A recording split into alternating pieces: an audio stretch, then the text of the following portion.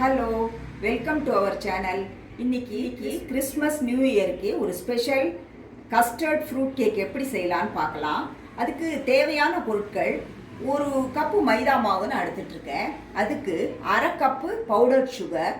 நான் ப்ரௌன் சுகரை நல்லா பவுடர் பண்ணி சலிச்சுட்டு அதில் அரை கப்பு எடுத்துட்ருக்கேன். நீங்கள் எந்த சுகர் எடுத்துட்டாலும் சரி, அரை கப்பு பவுடர் பண்ணிவிட்டு அதுக்கப்புறம் அரை கப்பு இருக்கணும். ஸோ அரை கப்பு பவுடர் சுகர் எடுத்துருக்கேன். 3 டேபிள் ஸ்பூன் கஸ்டர்ட் பவுடர் எடுத்துகிட்ருக்கேன். நான் வெனிலா கஸ்டர்ட் எடுத்துகிட்ருக்கேன். நீங்கள் எனி ஃப்ளேவர் நீங்கள் எடுத்துக்கலாம், இல்லை ப்ளெயினாக கூட எடுத்துக்கலாம். 3 டேபிள் ஸ்பூன் அது எடுத்துகிட்ருக்கேன். 1/4 கப்பு ரிஃபைண்ட் ஆயில் எடுத்துகிட்ருக்கேன். எந்த வாசனையும் இல்லாத ஒரு ஆயிலாக இருக்கணும், அது 1/4 கப்பு எடுத்துகிட்ருக்கேன். ஒரு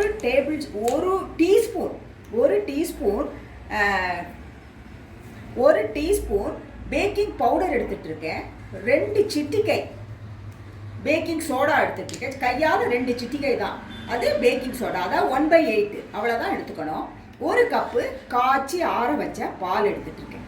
இப்போ டூட்டி ஃப்ரூட்டி ஒரு 3 டேபிள் ஸ்பூன். அதோட உங்கள்கிட்ட என்ன ட்ரை ஃப்ரூட்ஸ் இருந்தாலும் சரி, நான் செரி, ரெய்சின்ஸ், டேட்ஸு, இல்லை கிரான்பெரி, என்ன உங்கள்கிட்ட ட்ரை ஃப்ரூட்ஸ் இருந்தாலும் எடுத்துக்கலாம்.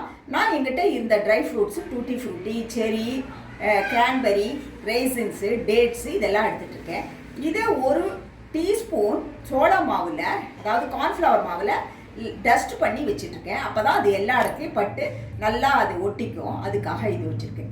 இதை இதுக்கு முன்னாடி நம்ம அவனை ப்ரீஹீட் பண்ணிக்கணும்னா 10 நிமிஷம் ப்ரீஹீட் பண்ணி 180 டிகிரி 45 மினிட்ஸ் வச்சு நீங்கள் பேக் பண்ணிக்கலாம். நான் இன்றைக்கி வானலில் தான் எப்படி செய்யலான்னு காமிக்க போகிறேன். வானலை இப்போ செய்ய ஆரம்பிக்கிறதுக்கு முன்னாடி 5 நிமிஷம் ப்ரீஹீட், அதாவது சுட வச்சுக்கணும். இப்போ நம்ம இதெல்லாம் ரெடி பண்ணி அதில் வச்சா டைம் கரெக்டாக இருக்கும். நம்ம எப்படி செய்யலான்னு இப்போ பார்க்கலாம். இப்போ ஃபஸ்ட்டு இந்த பாலை இதில் சேர்க்குறேன்.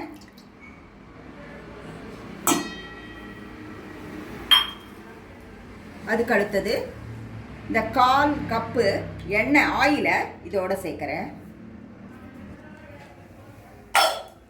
இப்போ நம்ம இது ரெண்டையும் கலக்கணும்.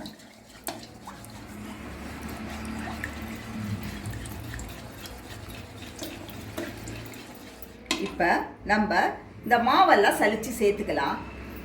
இப்போ நம்ம மைதா மாவு இதில் சேர்க்கலாம்.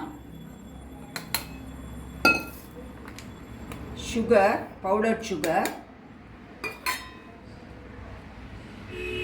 இப்போ அதோட பேக்கிங் பவுடரையும் பேக்கிங் சோடாவையும் சேர்த்துடலாம். அதோட கஸ்டர்ட் பவுடரையும் சேர்த்துடும்.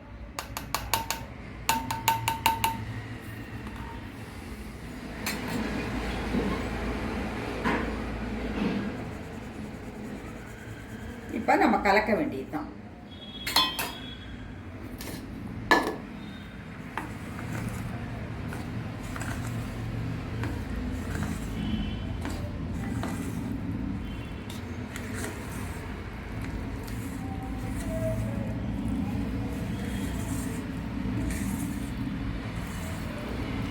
இதை ஒரே சைடாக கலந்து கொடுங்க. திருப்பி கலக்காமல் ஃபோல்டு அந்த மாதிரி டைப்பில் கலக்கணும். இப்போ டூட்டி ஃப்ரூட்டியை சேர்க்கலாம்.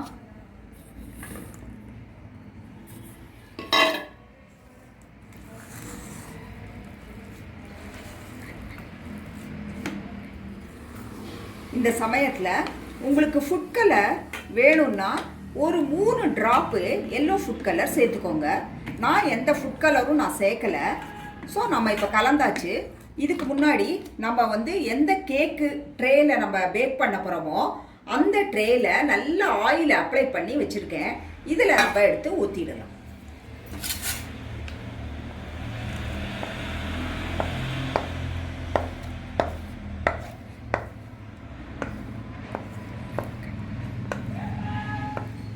இப்போ நம்ம இதில் விட்டாச்சு. விட்டதுக்கப்புறம் இப்படி டேப் பண்ணணும். ஒரு 3 தடவை டேப் பண்ணுங்க. டேப் பண்ண அப்புறம் இது மேலே கொஞ்சம் டூட்டி ஃப்ரூட்டியை கொஞ்சம் டெக்கரேஷனுக்கு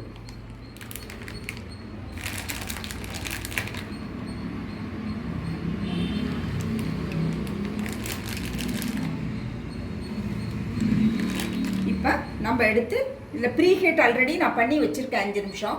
ஸோ அதில் நம்ம வைக்கிறோம். இப்போ நம்ம மூடி வைக்கலாம். மூடி வச்சுட்டு 45 மினிட்ஸ் சிம்மில் வச்சுட்டு நம்ம எப்படி இருக்குன்னு பார்க்கலாம்.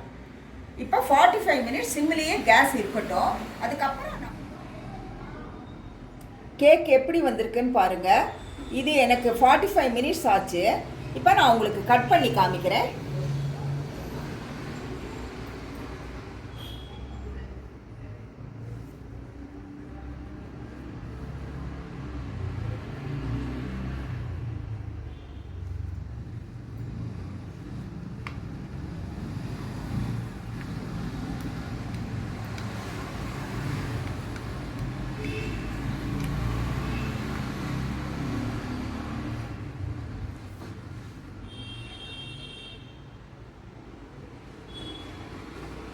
பாருங்க எப்படி ஸ்பாஞ்சியாக கேக் வந்திருக்குன்னு பாருங்க.